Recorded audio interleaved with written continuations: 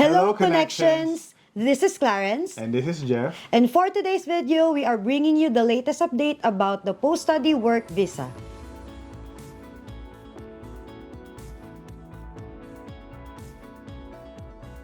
Serving you with the right connection.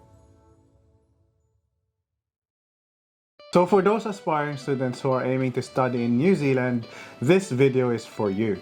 But before anything else, please make sure to like and subscribe to our YouTube channel and other social media accounts. So Clarence, ano nga ba ang post-study work visa? Glad you asked, Jeffrey. Ang post-study work visa is another type of work visa you can apply for if you have recently finished your studies in New Zealand. This will allow you to stay and work in the country for up to 3 years depending on what you have studied. So Clarence, there have been some changes starting 7th of September 2022 regarding the post-study work visa. This applies to anyone who applied for a student visa after May 11, 2022. And can you tell us more about the updates?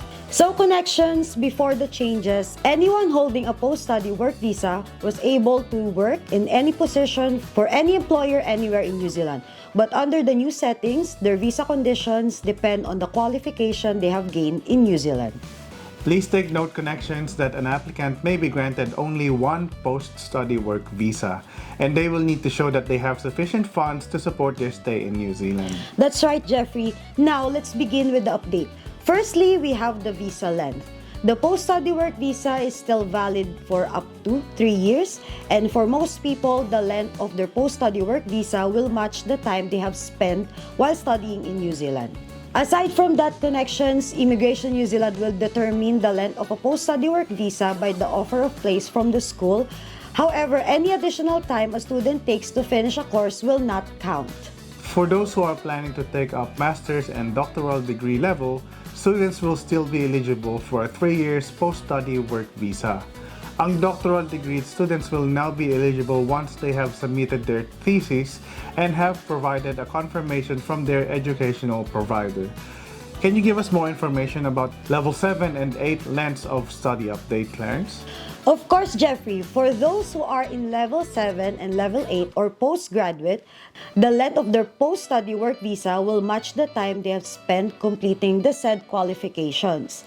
This means kung ang study ninyo ay 1 year, then you will also have a 1-year post-study work visa.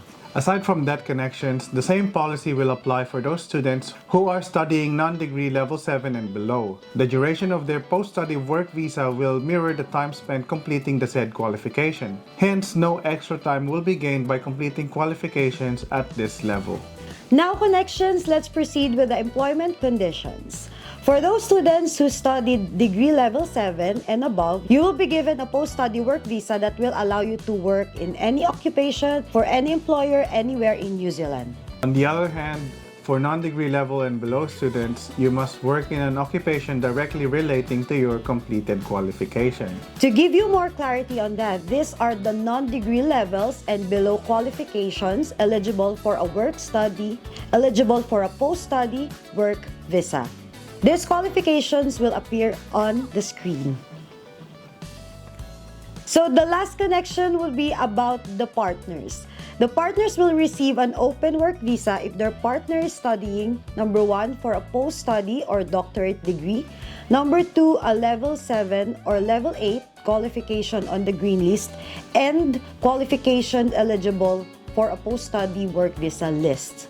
Connections, please be noted that partners of students who started their study before September 7, 2022 will remain eligible for open work rights while their partner is completing their course.